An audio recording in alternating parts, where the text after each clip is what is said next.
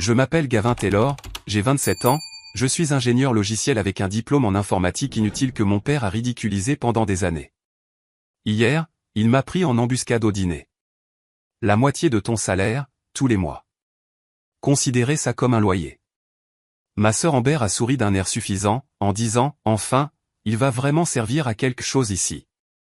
Je n'ai pas discuté, j'ai juste pris mes affaires essentielles et je suis parti en silence.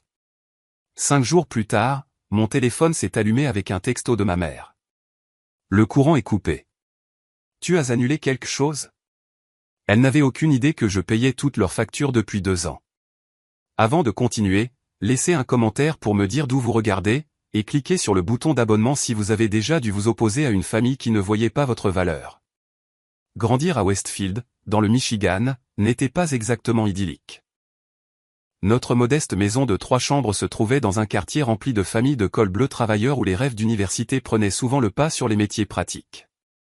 Mon père, Robert Taylor, mesurait un M88 et ses mains calleuses racontaient l'histoire de 30 ans dans la construction. Il a commencé comme manœuvre à 18 ans et a gravi les échelons jusqu'à devenir contremaître par pure ténacité et détermination, ce qu'il nous rappelait à chaque occasion. Aucun bout de papier chic ne m'a mené où je suis, disait-il, balayant d'un revers de main toute mention d'études supérieures. Juste du travail acharné et le fait de se présenter quand les autres ne le faisaient pas. Maman, Martha, travaillait comme chef de bureau dans une compagnie d'assurance locale. Elle était la gardienne de la paix, celle qui aplanissait les choses lorsque la colère de papa éclatait, ce qui arrivait de plus en plus fréquemment à mesure que l'argent se faisait plus rare. Elle avait rêvé de devenir enseignante un jour, mais ses aspirations ont disparu lorsqu'elle est tombée enceinte de ma sœur Amber à 22 ans. Les difficultés financières étaient une constante dans notre foyer. Je me souviens des conversations à voix basse derrière des portes closes, de la pile de factures sur le comptoir de la cuisine qui grandissait chaque mois, et du refrain constant de « on n'a pas les moyens en ce moment », chaque fois que je demandais quelque chose au-delà des produits de première nécessité. Amber avait 5 ans de plus que moi et était fermement établie comme la favorite de papa depuis le premier jour. Elle n'était pas particulièrement exceptionnelle à l'école, maintenant principalement d'essais avec un B occasionnel, mais cela ne semblait jamais importer à papa. Elle a le sens de la rue, déclarait-il fièrement. C'est ça qui compte dans le monde réel. Mon intérêt pour les ordinateurs a commencé au collège lorsque notre professeur de sciences, Monsieur Harrison, restait après les cours pour laisser les élèves utiliser le laboratoire informatique. Tandis que les autres enfants s'ennuyaient vite et partaient, je restais fasciné par ce que ces machines pouvaient faire. J'ai appris la programmation de base dans des livres de bibliothèque, veillant tard avec l'ancien ordinateur de bureau de notre famille qui sifflait et gémissait à chaque opération. « Qu'est-ce que tu fais à gaspiller de l'électricité » demandait papa en actionnant l'interrupteur pour signaler que ma session de codage était terminée. Les ordinateurs, c'est pour jouer à des jeux et perdre son temps. Ça ne mettra pas de nourriture sur la table. Malgré le manque de soutien à la maison, j'excellais sur le plan scolaire. En première année de lycée, je suivais des cours de niveau avancé et j'obtenais les meilleures notes. Ma conseillère d'orientation, Madame Patel, a commencé à parler de bourses d'études universitaires et de programmes d'informatique. « Vous avez un talent naturel pour ça », m'a-t-elle dit lors d'une de nos réunions. « Avec vos notes et vos résultats au test, vous pourriez obtenir une aide financière importante. » Quand j'ai ramené des informations sur les bourses, papa a ricané. « Informatique ? Quel genre d'homme s'assoit devant un écran toute la journée ? Ce n'est pas du vrai travail. » La véritable explosion a eu lieu pendant ma dernière année de lycée. J'avais été accepté à l'Université d'État du Michigan avec une bourse partielle en informatique. Papa m'avait poussé vers une école de métier pour devenir électricien ou plombier. « Tu vas perdre 4 ans et sortir avec des dettes et un diplôme inutile », a-t-il crié, frappant du poing notre table de dîner si fort que les assiettes ont sauté. « Quand tu échoueras, et tu échoueras, ne reviens pas ramper ici en attendant de la sympathie. » Maman est restée silencieuse pendant sa tirade, les yeux fixés sur son assiette. Plus tard dans la nuit, elle s'est glissée dans ma chambre avec des joues tachées de larmes. « Ton père veut bien faire », a-t-elle chuchoté, sa défense habituelle. « Il veut juste que tu aies la sécurité. Tout le monde ne peut pas réussir dans ces domaines technologiques. » Amber, qui avait complètement sauté l'université et travaillait dans un magasin de détail local, semblait apprécier de voir le conflit se dérouler. « Papa a raison, tu sais, » a-t-elle ajouté, son opinion non sollicitée. « Tu as toujours eu la tête dans les nuages. Certains d'entre nous doivent vivre dans le monde réel. Malgré l'opposition, je me suis installé dans les dortoirs cet automne-là, déterminé à leur prouver à tous qu'ils avaient tort. J'ai gardé le contact avec la famille, appelant maman toutes les semaines et leur rendant visite pour les grandes fêtes. Mais chaque interaction me laissait émotionnellement vidé et remettant en question mes choix. L'université m'a frappé comme un train de marchandises. J'étais un gros poisson dans un petit étang au lycée de Westfield. Mais à l'université d'État du Michigan, je me suis soudain retrouvé entouré de gens qui codaient depuis l'école primaire, dont les parents leur avaient acheté le dernier équipement, qui avaient participé à des camps technologiques et suivi des cours spécialisés dont je n'avais même jamais entendu parler. Ma bourse partielle couvrait environ 60% de mes frais de scolarité, mais il restait le logement, les livres, la nourriture et les 40% restants. J'ai contracté des prêts étudiants, mais déterminé à minimiser ma dette, j'ai cumulé 3 emplois à temps partiel simultanément, des quarts de travail le matin au café du campus, un support technique le week-end pour l'université, et des quarts de nuit à réapprovisionner les étagères d'une épicerie voisine. Mon emploi du temps était brutal. Je me levais à 5h30, travaillais jusqu'à 9h, assistais aux cours jusqu'à 15h, étudiais jusqu'à 19h, puis travaillais à nouveau jusqu'à minuit. Le sommeil venait par précieuses tranches de 4 heures et les repas corrects sont devenus un luxe. Les nouilles ramen et les sandwichs au beurre de cacahuète constituaient l'essentiel de mon alimentation. Les appels téléphoniques de papa arrivaient prévisiblement chaque dimanche soir, juste au moment où j'essayais de me préparer pour la semaine à venir. « Comment va cette école d'informatique de luxe ?» demandait-il, sans prendre la peine de cacher la moquerie dans sa voix. « Tu apprends à jouer aux jeux vidéo professionnellement ? Peu importe les réussites que je partageais, réussir un devoir de programmation difficile, être sélectionné pour un groupe d'études compétitif, recevoir les éloges des professeurs, il trouvait des moyens de les minimiser.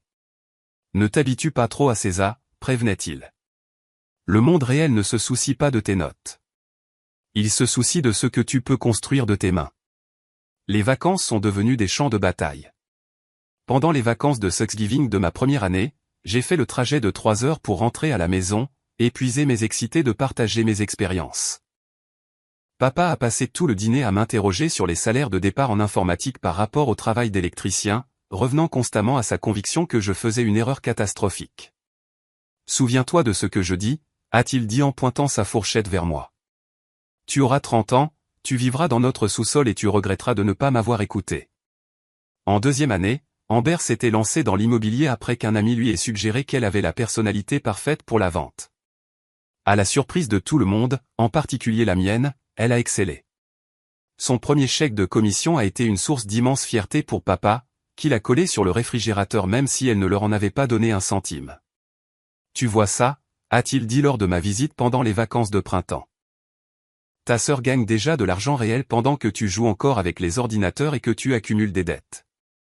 Maman est restée ma discrète supportrice, bien que son soutien ne se soit jamais traduit par une défense réelle contre les critiques de papa. Elle me glissait de la nourriture supplémentaire à emporter sur le campus ou des billets de $20 pressés dans ma paume au départ, avec des instructions murmurées de ne pas le dire à papa. Ma bouée de sauvetage pendant ces années a été mon amitié avec Lucas Wright. On s'est rencontrés en introduction à l'informatique, se liant d'amitié en étant les 2 seuls étudiants à ne pas venir de milieux saturés de technologie. Ses parents étaient enseignants et soutenaient ses choix, mais ne pouvaient pas offrir beaucoup d'aide financière. Il comprenait donc mes difficultés d'une manière que peu d'autres pouvaient. Ton père projette ses propres insécurités, m'a dit Lucas une nuit alors que nous passions une nuit blanche pour notre projet de structure de données. Il ne comprend pas ce que tu fais, alors il doit le faire paraître sans valeur. En 3e année, le travail acharné a commencé à porter ses fruits sur le plan académique. J'étais sur la liste du doyen et l'un de mes professeurs m'a recommandé pour un stage d'été dans une entreprise technologique en pleine croissance à Grand Rapides. Le stage était compétitif, 300 candidats pour 5 postes. Mais mon approche pratique de la résolution de problèmes, façonnée par des années à me débrouiller avec des ressources limitées, a impressionné les recruteurs. Ce stage d'été a tout changé. Pour la première fois, j'étais entouré de gens qui valorisaient les compétences que j'avais si durement développées. Mon superviseur a loué mon efficacité en matière de codage et ma capacité à trouver des solutions élégantes à des problèmes complexes. La modeste gratification me semblait une fortune après des années à joindre les 2 bouts, et l'entreprise a laissé entendre qu'elle serait intéressée à mon retour après l'obtention de mon diplôme. Quand j'ai appelé à la maison pour annoncer la nouvelle, maman a exprimé un bonheur sincère, mais papa est resté impassible.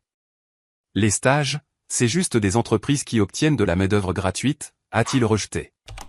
Appelle-moi quand tu auras une vraie offre d'emploi avec des avantages sociaux. J'ai obtenu mon diplôme avec mention, mon diplôme en informatique enfin en main après 4 années exténuantes. La cérémonie aurait dû être triomphale, mais la présence de ma famille a jeté une ombre sur cette réussite. Papa avait l'air de s'ennuyer tout au long, vérifiant sa montre à plusieurs reprises. Amber a fait semblant de prendre des appels professionnels pendant la cérémonie, sortant plusieurs fois pour gérer une propriété chaude. Seule maman a montré une fierté sincère, les larmes aux yeux alors que je traversais la scène. J'ai toujours su que tu pouvais le faire, a-t-elle chuchoté en me serrant dans ses bras après. L'entreprise technologique de mon stage m'a offert un poste à temps plein avec un salaire de départ qui, bien qu'étant d'entrée de gamme pour le secteur, était déjà supérieur à ce que papa avait gagné après une décennie dans la construction. Mais plutôt que de louer un appartement à Grand Rapide immédiatement, j'ai pris ce qui s'avérerait être une décision fatidique. Je suis retourné vivre temporairement à la maison pour économiser de l'argent pour un acompte sur une maison. Juste pour un an, me suis-je dit, je peux supporter n'importe quoi pendant un an. Mon premier jour chez Horizon Software Solutions a été comme entrer dans un autre monde. Le bureau à air ouverte avait des bureaux debout, des collations gratuites et un code vestimentaire décontracté. Un contraste saisissant avec les environnements rigides que mon père avait décrits comme de vrais lieux de travail. Mon poste de départ en tant que développeur junior comportait des défis, mais pour une fois, c'étaient des défis que j'avais hâte de relever. En 3 mois, j'avais déjà contribué à 2 grands projets. Mon chef d'équipe, Jacob Morris, a remarqué mon dévouement et ma capacité à apprendre rapidement. La plupart des nouveaux diplômés ont besoin d'être tenus par la main pendant au moins 6 mois, m'a-t-il dit lors de ma première évaluation de performance. Vous fonctionnez déjà au niveau de quelqu'un ayant 1 an ou 2 d'expérience. Cette reconnaissance précoce s'est traduite par l'attribution de responsabilités plus importantes. Au 6e mois, j'aidais à concevoir une nouvelle fonctionnalité pour notre produit principal, quelque chose habituellement réservé aux développeurs de niveau intermédiaire. La responsabilité supplémentaire était assortie d'une prime de performance que j'ai déposée directement sur mon compte d'épargne logement. Vivre à la maison s'est avéré plus difficile que prévu. Malgré un travail à temps plein dans un rôle professionnel, papa me traitait comme si j'étais encore un adolescent. Il remettait en question mes heures de travail, se moquait du concept de travail à distance lorsque nécessaire, et semblait personnellement offensé lorsque je restais tard au bureau pour terminer des projets. « Quel genre de travail te retient jusqu'à 20 heures ?» demandait-il. « Il profite de toi parce que tu es jeune. » Aucune explication sur les réalités du développement de logiciels ou la flexibilité de mon lieu de travail ne faisait d'impression. Dans son esprit, le vrai travail se déroulait de 7h à 15h30 et tout le reste était de l'exploitation ou de la paresse. C'est à cette époque que j'ai rencontré Emma Rodriguez. Elle a rejoint Horizon en tant que développeuse front-end et nous avons été jumelés sur un projet de refonte de l'interface utilisateur du produit phare de notre entreprise. Emma était diplômée de l'Université du Michigan et apportait de nouvelles perspectives qui complétaient mon approche plus axée sur le back-end. Notre collaboration professionnelle s'est rapidement transformée en amitié, puis en romance. Elle était brillante, motivée et comprenait le monde dans lequel je vivais d'une manière que ma famille n'aurait jamais pu. Notre premier rendez-vous a été un café après le travail. Notre deuxième, un dîner et une promenade le long de la rivière. À notre troisième, je savais que c'était quelque chose de spécial. Mais présenter Emma à ma famille a créé de nouvelles tensions. Papa a fait des commentaires inappropriés sur les gens de l'informatique qui se retrouvent, tandis qu'Amber interrogeait Emma sur son salaire sous le couvert d'une conversation décontractée. Maman a fait de son mieux pour être accueillante, mais n'arrêtait pas de s'excuser pour la maison, la nourriture, tout, rendant toute l'expérience inconfortable. Ton père est intense, a dit Emma diplomatiquement alors que nous retournions à son appartement après. C'est un euphémisme, ai-je admis. Désolé que tu aies dû vivre ça. Ne t'excuse pas pour eux, a-t-elle répondu en me prenant la main. Tu n'es pas responsable de leur comportement. Alors que ma relation avec Emma s'approfondissait, ma carrière a continué sa trajectoire ascendante. 9 mois après, j'ai identifié et corrigé un bug critique qui provoquait des pannes de système sporadiques pour notre plus gros client. Ce qui aurait pu être un désastre contractuel est devenu une démonstration de la réactivité et de la compétence technique de notre entreprise. Le PDG m'a personnellement remercié, et 2 semaines plus tard, j'ai reçu une promotion inattendue au poste de développeur de niveau intermédiaire ainsi qu'une augmentation de salaire significative. Quand la lettre officielle est arrivée, J'étais extasié, stupidement, j'ai partagé la nouvelle au dîner. La réponse de papa a été immédiate et dégonflante. Ça doit être agréable de recevoir des augmentations pour rester assis sur son cul toute la journée, a-t-il marmonné. Certains d'entre nous doivent se casser le dos pour gagner leur vie. Maman a tenté de sauver le moment. C'est merveilleux, chérie. On est très fiers. Parle pour toi, a interrompu papa. Tout ce que je vois, c'est qu'on lui donne des choses pendant que les vrais travailleurs luttent. Amber, qui venait de perdre une vente importante, a ajouté sa propre pique. La bulle technologique va éclater d'un jour à l'autre. Tu te souviens de tous ces licenciements en 2001. L'histoire se répète.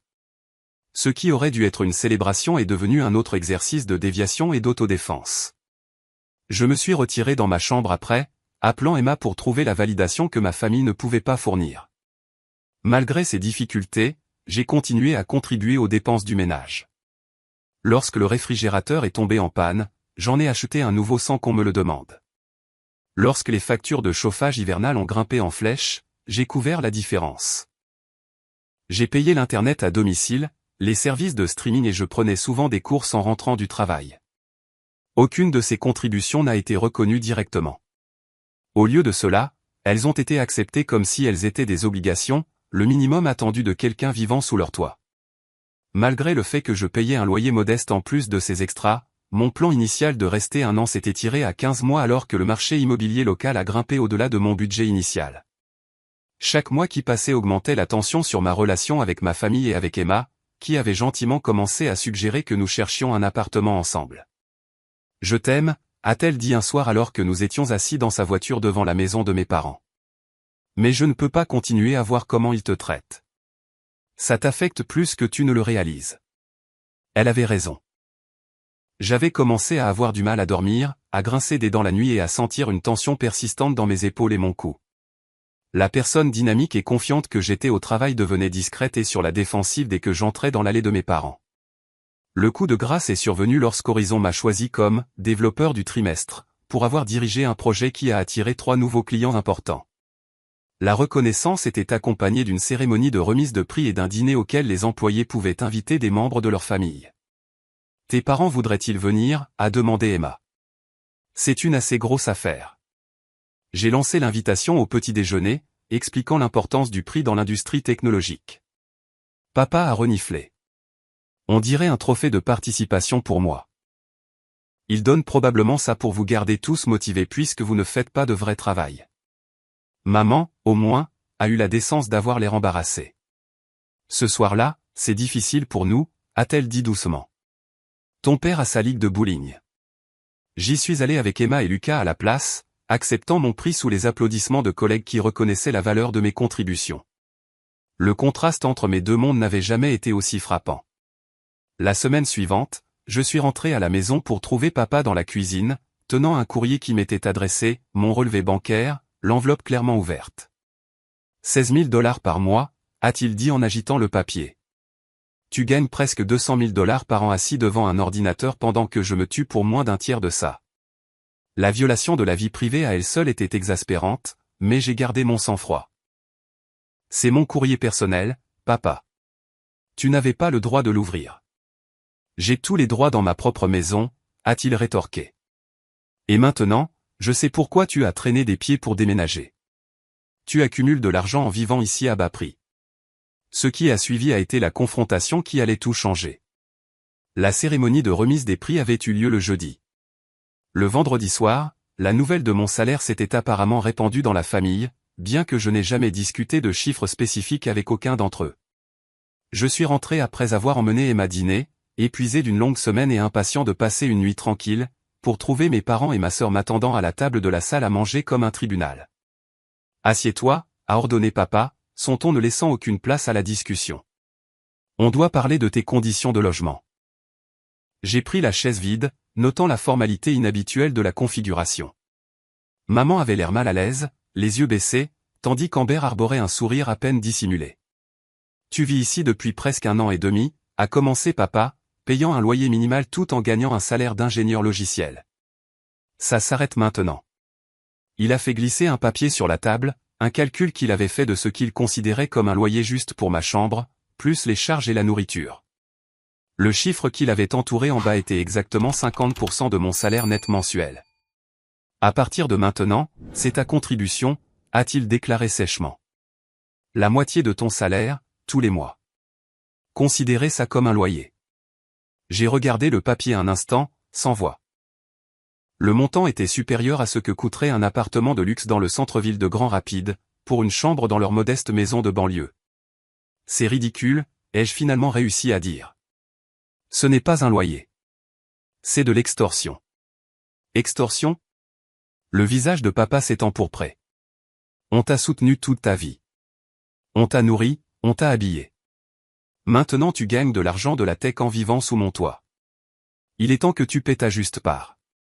J'ai commencé à énumérer toutes les dépenses du ménage que je couvrais déjà, le nouveau réfrigérateur, les factures de chauffage hivernal, le service internet, les abonnements de streaming qu'ils utilisaient tous, mais papa a balayé tout cela comme insignifiant. De la petite monnaie pour quelqu'un qui gagne ton salaire, a-t-il rejeté. On parle de vraies contributions maintenant. C'est alors qu'Amber s'est penché en avant, ses yeux brillants d'une satisfaction qui semblait inquiétante. Enfin, il va vraiment servir à quelque chose ici. Toutes ces années où on a soutenu son passe-temps informatique, et maintenant, c'est l'heure de la vengeance. Soutenir mon passe-temps informatique? Ai-je répété, incrédule. J'ai travaillé 3 emplois à l'université. J'ai contracté des prêts. J'ai obtenu des bourses. Aucun de vous n'a contribué un seul dollar à mon éducation. On t'a donné un endroit où rester pendant les vacances, a rétorqué papa. On t'a nourri. La conversation tombait dans un territoire familier. Toute contribution de leur part était magnifiée en générosité sacrificielle, tandis que mes réalisations et contributions étaient minimisées ou complètement ignorées. À ce moment-là, avec une clarté cristalline, j'ai réalisé que rien ne changerait jamais. Aucun niveau de succès ne leur gagnerait leur respect. Aucune réussite ne les ferait voir la valeur de mon chemin choisi. Le poteau de but se déplacerait toujours. Les attentes changeraient toujours. Et je serais éternellement à la poursuite d'une approbation qui ne viendrait jamais. Je me suis levé de table. Où crois-tu aller, a exigé papa. On n'a pas fini. Moi si, ai-je répondu, ma voix plus stable que je ne l'attendais. Je ne vous donnerai pas la moitié de mon salaire. Je ne vous donnerai plus rien de mon salaire. Je ne vous donnerai plus rien de moi. Je suis monté dans ma chambre et j'ai sorti le sac de sport que j'avais utilisé pour l'université. J'y ai mis des vêtements essentiels, mon ordinateur portable, des documents importants et quelques objets personnels. Le reste pouvait attendre. Quand je suis redescendu, ils étaient toujours à table, apparemment stupéfaits de ma réaction. Ils s'attendaient à une dispute, une négociation, une soumission éventuelle, pas à une résolution silencieuse. Tu es dramatique, a dit Amber en brisant le silence. Où vas-tu même aller? Je n'ai pas répondu. Je suis passé devant eux jusqu'à la porte d'entrée, ne m'arrêtant que pour retirer la clé de ma maison de mon trousseau et la poser sur la table de l'entrée. Gavin, a finalement parlé maman, sa voix petite. Parlons-en. Ton père ne le pensait pas, si, il le pensait, ai-je interrompu doucement. Il pensait chaque mot. Et Amber aussi. Et toi, tu pensais ton silence. Sur ce, je suis sorti, j'ai chargé mon sac dans ma voiture et je suis parti. À travers le rétroviseur, j'ai eu un dernier aperçu de la maison où j'avais grandi, la lumière du porche illuminant ma famille rassemblée dans l'embrasure de la porte, regardant avec des expressions allant de la colère à l'incrédulité. J'ai conduit directement à l'appartement de Lucas, l'appelant en chemin pour lui expliquer la situation. Fidèle à son caractère, il n'a pas hésité. Reste aussi longtemps que tu en as besoin, m'a-t-il assuré. Le canapé est à toi. Cette nuit-là, après avoir raconté toute la confrontation à Lucas, j'ai pris plusieurs décisions. D'abord, je me suis connecté à mon compte bancaire en ligne et j'ai annulé tous les paiements automatiques que j'avais effectués pour le foyer de mes parents, électricité, gaz, eau, internet, services de streaming, tout. Pendant 2 ans, j'avais discrètement mis en place ces paiements pour aider à alléger leur fardeau financier sans en faire un sujet de discussion. La fierté de papa aurait fait de l'aide financière directe un problème, alors j'avais simplement pris en charge les factures une par une, les gérant en arrière-plan. Ils n'avaient jamais demandé pourquoi leur coût de service public avait mystérieusement diminué, supposant apparemment des baisses de tarifs ou leur propre utilisation prudente. Maintenant, ces services ne continueraient que jusqu'au prochain cycle de facturation, lorsque les défauts de paiement déclencheraient des coupures. Ce n'était pas de la vengeance. C'était simplement la conséquence naturelle de demander la moitié du revenu de quelqu'un tout en ignorant ce qu'il contribuait déjà. Le lendemain matin, j'ai appelé Emma et je lui ai tout expliqué. Elle a immédiatement offert sa chambre d'amis, mais nous avons tous les deux reconnu que déménager ensemble dans ces circonstances n'était pas idéal. Ce devrait être un choix que nous faisons parce que nous sommes prêts, a-t-elle dit, pas parce que tu as besoin d'un logement d'urgence. J'étais d'accord, bien que j'ai accepté son aide pour la recherche d'appartements pendant le week-end. Le dimanche soir, j'avais postulé pour 3 endroits possibles, tous à une distance raisonnable de notre bureau.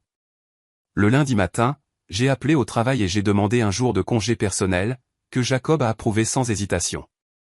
J'ai utilisé le temps pour contacter une entreprise de stockage et j'ai pris des dispositions pour récupérer le reste de mes affaires lorsque je savais que ma famille serait au travail.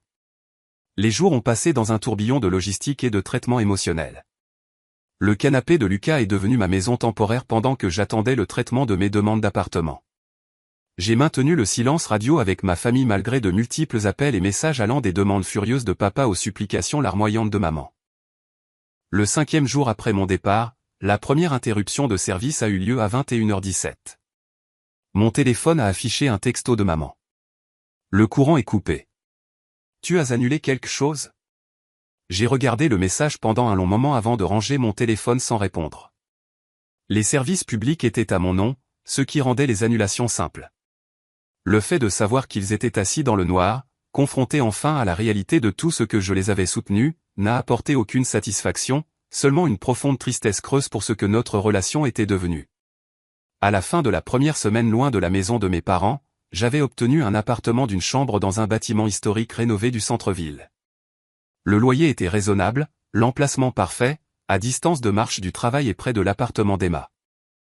Mon nouveau propriétaire, Richard Evans, était un ingénieur à la retraite qui m'a immédiatement apprécié et a accéléré le processus d'approbation. J'aime louer à des gens de la tech, a-t-il expliqué en me remettant les clés.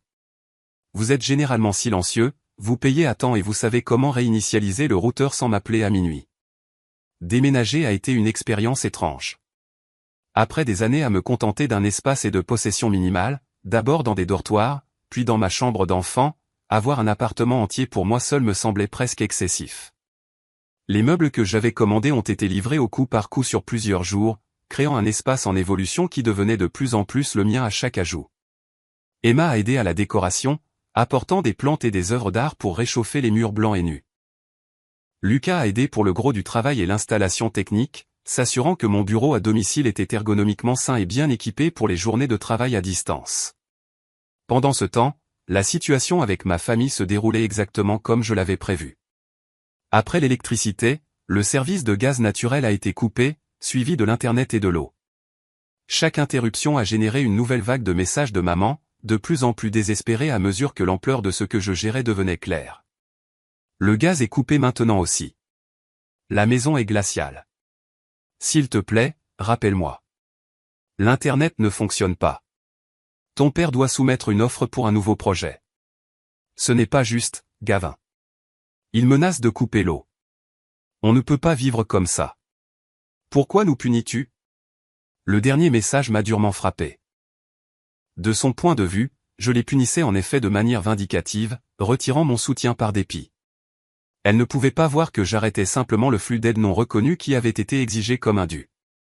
Les messages de papa ont pris un ton entièrement différent, oscillant entre la rage et des tentatives de contrôle autoritaire. Tu reviens ici et tu répares le désordre que tu as créé, maintenant. Aucun de mes fils ne se comporte de cette façon. Tu manques de respect à cette famille. Cette petite crise s'arrête aujourd'hui. Je t'attends ici à 6 heures pour discuter de tes responsabilités.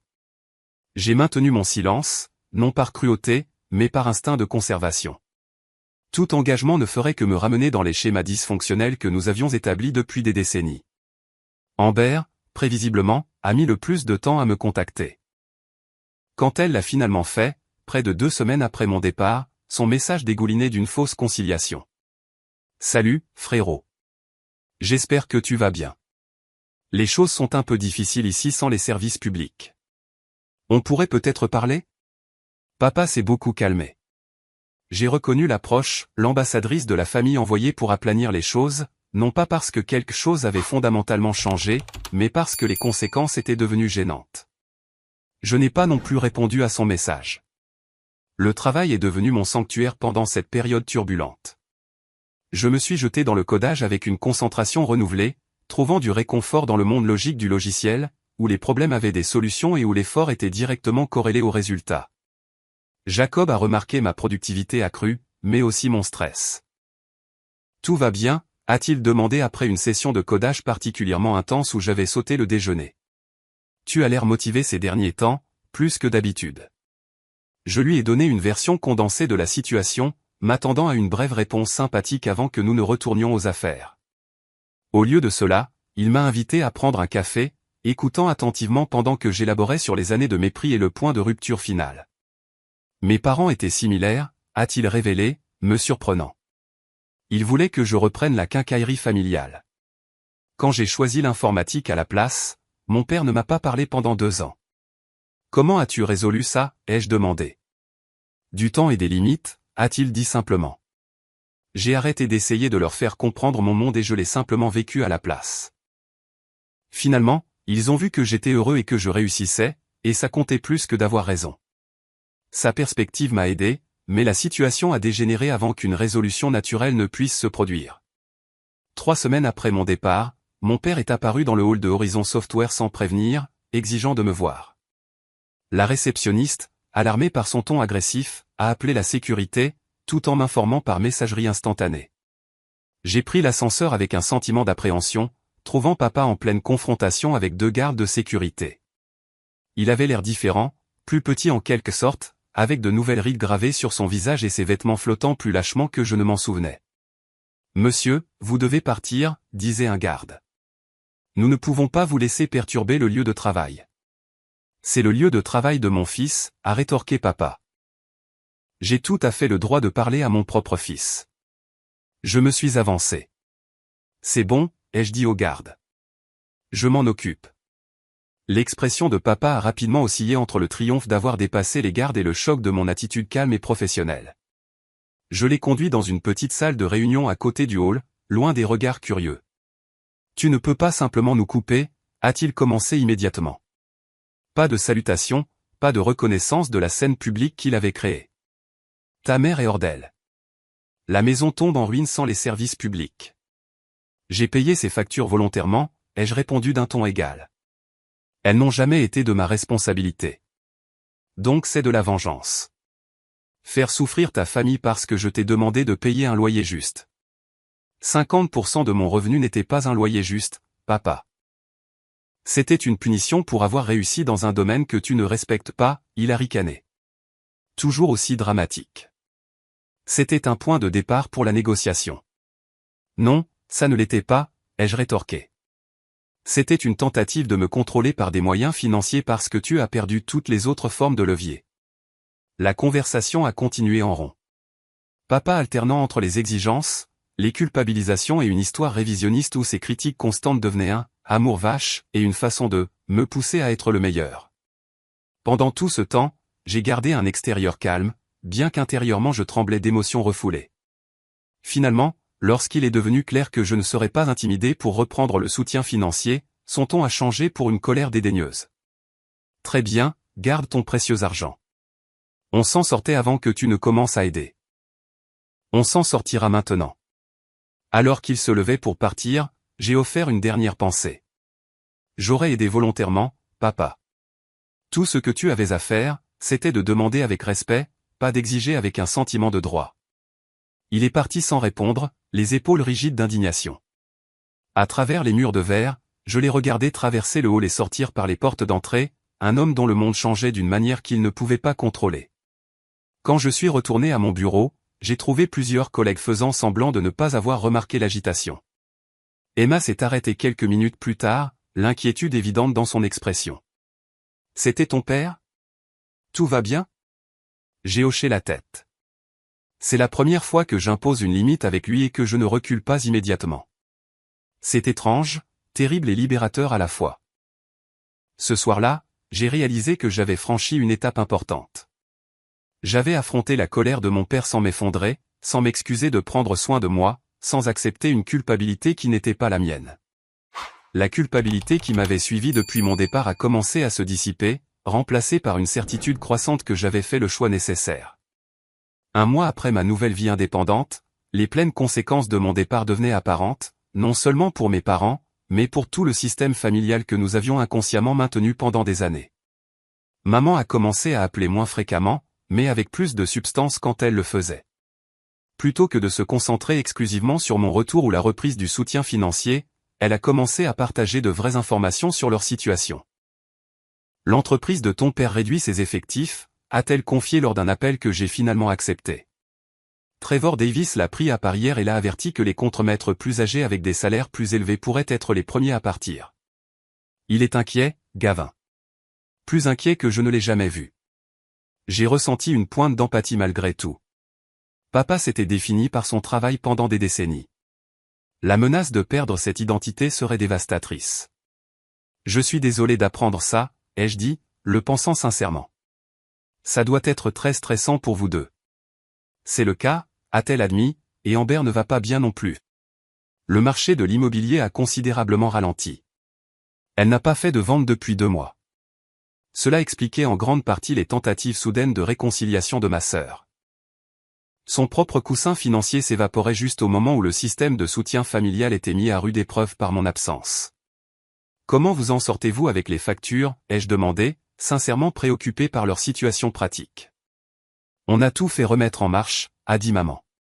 Ton père a dû contracter un petit prêt pour couvrir les dépôts de garantie puisqu'ils étaient tous à ton nom auparavant. Elle a fait une pause. Je n'avais aucune idée que tu gérais tout ça, Gavin. Pourquoi ne nous l'as-tu pas dit? Est-ce que ça aurait fait une différence, ai-je demandé tranquillement. Est-ce que papa l'aurait accepté s'il l'avait su, ou l'aurait-il vu comme une insulte à sa capacité de subvenir aux besoins de la famille? Son silence était une réponse suffisante. Pendant ce temps, ma propre vie se transformait de manière inattendue. Libéré du courant sous-jacent constant de critiques et de tensions, je me suis surpris à mieux dormir, à penser plus clairement et à redécouvrir des intérêts que j'avais abandonnés des années auparavant. J'ai recommencé à jouer de la guitare, je me suis inscrit à une salle d'escalade avec Emma, et j'ai même pris un cours de cuisine. Le travail a continué à être gratifiant, Jacob m'offrant de plus en plus de responsabilités et de mentorat. Lors d'une réunion de planification trimestrielle, il m'a surpris en me suggérant de diriger le développement d'une nouvelle fonctionnalité de sécurité qui deviendrait centrale pour notre offre de produits. Tu as montré des compétences exceptionnelles en résolution de problèmes, a-t-il expliqué quand j'ai exprimé ma surprise face à l'opportunité. Et ta capacité à communiquer des concepts techniques à des membres d'équipe non techniques est rare. On a besoin de ça pour ce projet. La reconnaissance professionnelle était gratifiante, mais la croissance personnelle était encore plus significative. Sur les encouragements d'Oudema, j'ai commencé à voir un thérapeute pour traiter les années de dévalorisation émotionnelle que j'avais subies. Le docteur Melissa Chen m'a aidé à identifier des schémas que je n'avais pas reconnus. Comment je m'excusais excessivement. Comment je minimisais mes réalisations. Comment je cherchais perpétuellement la validation de figures d'autorité. Tous des comportements enracinés dans ma relation avec mon père. Ce que vous décrivez est une réponse courante à l'amour conditionnel, a-t-elle expliqué lors d'une séance. Vous avez appris très tôt que l'approbation était liée à la satisfaction d'attentes spécifiques, et non à votre valeur intrinsèque en tant que personne. Ces prises de conscience étaient douloureuses mais nécessaires, me permettant de commencer à démanteler des mécanismes de défense qui ne me servaient plus. J'ai commencé à pratiquer l'affirmation de soi, à fixer des limites plus claires dans toutes mes relations et à reconnaître mes propres accomplissements sans validation externe. 6 semaines après mon départ, quelque chose d'inattendu s'est produit. Trevor Davis, le patron de mon père, m'a contacté directement via LinkedIn. Votre père a mentionné que vous travaillez dans le développement de logiciels, disait son message. Notre entreprise modernise enfin ses systèmes de gestion de projet. Seriez-vous ouvert à une consultation sur la transition? On vous rémunérerait à votre tarif professionnel, bien sûr. La demande m'a mis dans une position difficile. Aider l'entreprise de mon père pourrait être vu comme un rameau d'olivier ou une capitulation. Après mûre réflexion et discussion avec Emma et ma thérapeute, j'ai décidé d'offrir mon aide avec des limites professionnelles claires. Je serais heureux de consulter sur la modernisation de vos systèmes, ai-je répondu. Voici mes disponibilités et mon contrat de consultation standard. Je n'en ai pas parlé à mon père, traitant cela comme l'interaction purement professionnelle que c'était. Lorsque nous avons finalement eu notre première réunion virtuelle, Trevor a expliqué que papa n'était pas au courant de mon implication, un soulagement qui m'a permis de me concentrer sur les défis techniques sans complications familiales. Le projet m'a donné un aperçu inattendu du monde du travail de mon père. Le logiciel de gestion de construction qu'ils utilisaient était obsolète d'au moins 15 ans, rendant leur processus inefficace et de plus en plus incompatible avec les attentes des clients. Mes recommandations finiraient par faciliter le travail de mon père, bien qu'il ne sache peut-être jamais que les améliorations venaient de moi. Alors que l'été passait à l'automne, un autre développement surprenant s'est produit. Maman a appelé un soir, sa voix portant une note inhabituelle de détermination. J'ai fait quelque chose que j'aurais dû faire il y a des années, a-t-elle commencé sans préambule. J'ai tenu tête à ton père. Elle a expliqué qu'après des semaines à le voir se débattre avec les factures, refuser d'ajuster leur style de vie et continuer à critiquer mes choix malgré notre éloignement, elle avait finalement atteint son point de rupture. Je lui ai dit qu'il avait perdu son fils à cause de sa fierté, a-t-elle dit. Je lui ai dit que je ne perdrais pas mon fils aussi, même si cela signifiait faire des changements avec lesquels il n'était pas à l'aise. Selon maman, elle avait exposé exactement combien j'avais contribué, confronté son attitude dédaigneuse envers ma carrière, et exigé qu'il reconnaisse le succès que j'avais obtenu par mes propres efforts. Il n'a pas dit grand-chose, a-t-elle admis, mais il est silencieux depuis. Il réfléchit, j'espère. Une réunion de famille a été convoquée le week-end suivant papa, maman et Amber pour discuter de leur situation financière et de leurs projets futurs. Maman m'a lancé une invitation, que j'ai poliment déclinée. Je ne suis pas encore prêt pour ça, ai-je expliqué. J'ai besoin de plus de temps et de preuves de changement réel. Elle a accepté cela avec une nouvelle compréhension.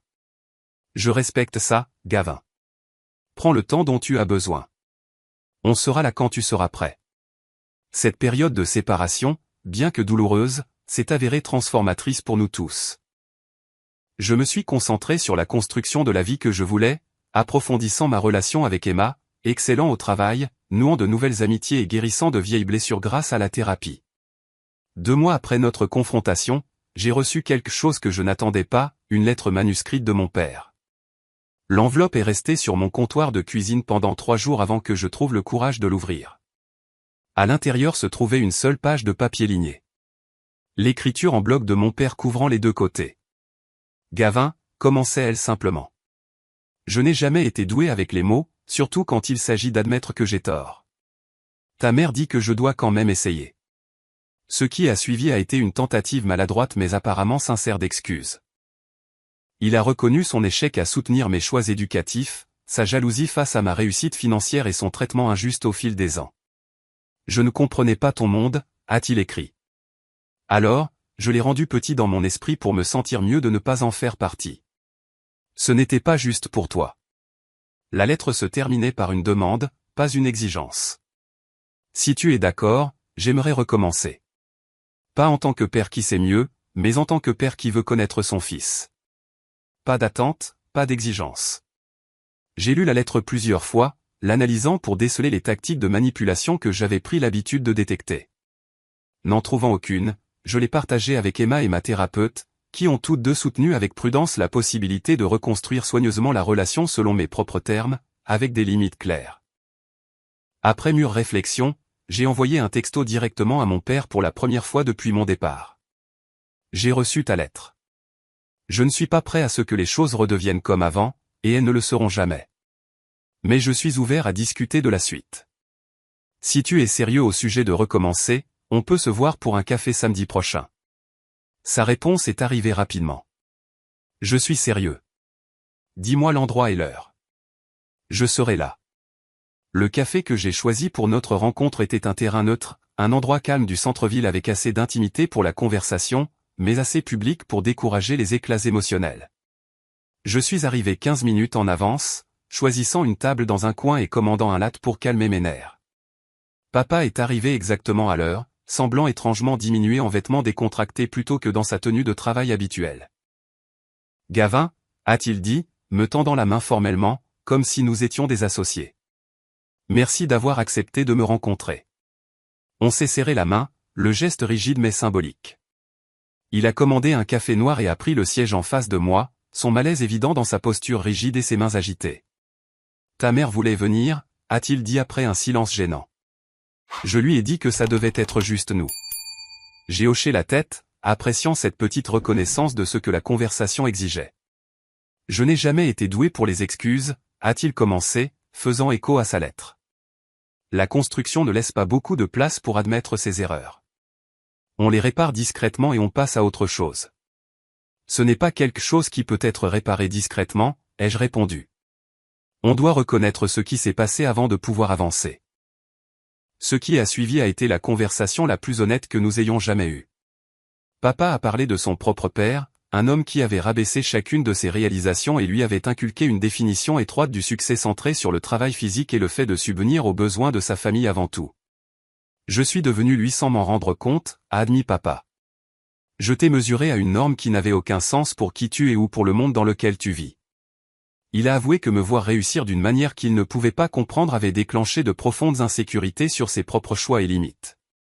Chaque réussite que tu avais me semblait être la preuve de ce que je n'avais pas accompli, a-t-il expliqué. Au lieu d'être fier, je me sentais menacé. Sa franchise m'a surpris, tout comme sa reconnaissance d'incidents spécifiques que j'avais supposé qu'il avait oubliés. Des commentaires décourageants sur mes premiers projets de codage, des moqueries sur mon processus de candidature à l'université, le mépris de mes étapes de carrière. Je me souviens de tout, a-t-il dit quand j'ai exprimé ma surprise. Ton visage chaque fois que je te rabaissais. Je me disais que je t'endurcissais, mais en réalité, je ne faisais que me protéger. J'ai partagé mon point de vue aussi. Les années à chercher une approbation qui n'est jamais venue. L'épuisement à défendre mes choix, la douleur d'avoir mes réalisations diminuées, et le point de rupture final lorsque l'extraction financière a remplacé même le prétexte de soutien. Quand tu as demandé la moitié de mon salaire, il ne s'agissait pas d'un loyer juste, ai-je expliqué. Il s'agissait de me punir pour avoir réussi d'une manière que tu ne pouvais pas contrôler ou dont tu ne pouvais pas t'attribuer le mérite. Papa a hoché la tête lentement. Ta mère a dit quelque chose de similaire. Je ne voulais pas l'entendre à l'époque, mais après tout, elle avait raison. Tu avais raison. On a parlé pendant près de 3 heures. La conversation a coulé plus facilement à mesure que les tensions initiales se sont apaisées. On n'a pas tout résolu. Des décennies de dysfonctionnement ne pouvaient pas être traitées en une seule réunion, mais on a jeté les bases d'une nouvelle relation plus honnête. Alors que nous nous préparions à partir, papa a posé une question qui a révélé à quel point il avait réfléchi. Les factures. Depuis combien de temps les payais-tu avant que je ne découvre ton salaire ? Presque 2 ans, ai-je répondu. Ça a commencé avec la facture d'Internet quand vous vous êtes plaint de l'augmentation du tarif. Puis l'électricité quand vous vous inquiétiez des coûts de l'hiver. Finalement, je m'occupais de toutes. Il a secoué la tête. Le regret était évident dans son expression. Tout ce temps à me plaindre de ton diplôme inutile pendant que tu nous gardais au chaud discrètement. L'ironie ne m'échappe pas, mon fils. On a convenu de se revoir la semaine suivante, cette fois pour le déjeuner. Ce serait le début d'un processus de reconstruction lent, parfois inconfortable, non pas pour revenir à nos anciens schémas, mais pour créer quelque chose de nouveau basé sur le respect mutuel plutôt que sur l'autorité et la soumission. Ma relation avec Amber a mis plus de temps à se régler. Sa nature compétitive et des années à bénéficier du favoritisme de papa l'ont rendue résistante à reconnaître son rôle dans le dysfonctionnement familial. Notre première tentative de conversation s'est terminée par son départ en trompe du restaurant après que j'ai refusé d'accepter ses non-excuses sur ses plaisanteries, avec ses commentaires blessants. 2 mois se sont écoulés avant qu'elle ne me recontactât, cette fois avec plus d'humilité. Son entreprise immobilière avait connu de sérieuses difficultés, la forçant à affronter de dures vérités sur la sécurité financière et l'identité professionnelle. J'ai été horrible avec toi, a-t-elle admis lors d'une promenade dans le parc. Chaque fois que papa me louait pour être pragmatique tout en te critiquant pour avoir poursuivi des études, j'adorais ça. Ça me faisait du bien d'être la favorite. Pour une fois, ai-je demandé, surpris par sa perspective. Tu as toujours été l'intelligent, a-t-elle expliqué. Celui qui avait du potentiel. J'étais juste dans la moyenne, mais je pouvais travailler dur et plaire à papa d'une manière que tu ne pouvais pas ou ne voulais pas. C'est devenu mon identité. Ce aperçu de ses insécurités m'a aidé à comprendre son comportement, même si cela ne l'excusait pas. On a commencé le lent processus de construction d'une relation fraternelle adulte basée sur qui nous étions réellement plutôt que sur les rôles qui nous avaient été assignés dans l'enfance. Maman, peut-être de manière surprenante, a connu la transformation la plus profonde. Papa se concentrant sur la reconstruction de notre relation et faisant face à ses propres problèmes, elle a trouvé l'espace pour se redécouvrir. Elle s'est inscrite à des cours au collège communautaire, quelque chose qu'elle voulait faire depuis des années, mais qu'elle n'avait jamais poursuivi par déférence pour les opinions de papa sur l'éducation. J'étudie l'administration des affaires, m'a-t-elle dit lors d'un de nos appels téléphoniques désormais réguliers. J'aurai peut-être 60 ans avant d'obtenir le diplôme, mais ce n'est pas grave. C'est pour moi, pas pour quelqu'un d'autre. La fierté dans sa voix était indubitable, tout comme la confiance croissante dans la façon dont elle exprimait ses opinions et fixait ses propres limites. La facilitatrice passive cédait la place à une participante engagée dans sa propre vie. Ma vie personnelle a prospéré pendant cette période de reconstruction familiale. Après 8 mois de relation, Emma et moi avons décidé d'emménager ensemble, trouvant un appartement spacieux de 2 chambres avec de la place pour un bureau à domicile et son studio d'art. La décision a été prise par désir mutuel et par préparation, et non par nécessité ou commodité. Sur le plan professionnel, j'ai continué à exceller. La fonctionnalité de sécurité que j'avais dirigée est devenue l'un des arguments de vente de notre produit, me valant une promotion au poste de développeur senior avec une augmentation de salaire correspondante. Jacob a laissé entendre qu'un poste de chef d'équipe pourrait être dans mon avenir si je continuais sur ma trajectoire actuelle. Tu as les compétences techniques, m'a-t-il dit lors d'une session de mentorat, mais plus important encore, tu comprends les gens. C'est rare dans notre domaine. En repensant au parcours depuis cette confrontation fatidique jusqu'à aujourd'hui, j'ai reconnu à quel point la rupture douloureuse avait été nécessaire. En m'éloignant d'une situation qui me diminuait, j'avais créé un espace pour que toutes les personnes impliquées puissent grandir de manière inattendue. La leçon n'était pas que la famille devait être abandonnée au premier signe de conflit, bien au contraire. C'était que les vraies relations familiales doivent être fondées sur le respect mutuel, la reconnaissance de la valeur intrinsèque de chaque personne et la volonté d'évoluer au-delà des rôles rigides et des attentes. 6 mois après notre première rencontre au café, j'ai organisé un petit dîner dans mon appartement. Papa, maman, Amber, Emma et moi-même. La conversation était parfois maladroite, mais principalement chaleureuse, sans aucun des courants sous-jacents de ressentiment ou de compétition qui avaient caractérisé nos rassemblements précédents. Assis autour de la table que j'avais achetée avec l'argent de mon diplôme inutile, dans l'appartement que j'avais meublé grâce à ma carrière de jeu avec les ordinateurs, entouré de gens qui apprenaient à se voir et à s'accepter authentiquement, j'ai ressenti un sentiment de paix que je n'aurais jamais cru trouver en famille. Le chemin à parcourir ne serait pas toujours facile. De vieux schémas referaient parfois surface, nécessitant une correction douce mais ferme. La confiance devrait être continuellement reconstruite par des actions cohérentes, pas seulement par des paroles d'excuses. Mais les fondations étaient là, plus solides, plus honnêtes et plus flexibles que ce qui avait existé auparavant. Parfois, la chose la plus aimante que nous puissions faire pour nous-mêmes et pour les autres est de briser des schémas qui ne servent plus personne. Parfois, s'éloigner est le premier pas pour trouver un chemin de retour, à de meilleures conditions. Et parfois, la famille dont nous avons besoin n'est pas celle avec laquelle nous commençons, mais celle que nous créons délibérément par des choix conscients et des limites claires. Avez-vous déjà eu à vous éloigner des attentes familiales pour honorer votre propre chemin, ou vous êtes-vous retrouvé à soutenir des gens qui ne voyaient pas votre valeur? Partagez votre expérience dans les commentaires ci-dessous. Votre histoire pourrait aider quelqu'un d'autre à trouver le courage de fixer les limites nécessaires. Et si cela a résonné en vous, veuillez cliquer sur le bouton d'abonnement et partager cette vidéo avec quelqu'un qui pourrait avoir besoin d'entendre que se défendre n'est pas égoïste, c'est parfois la seule voie à suivre. Merci d'avoir écouté mon parcours.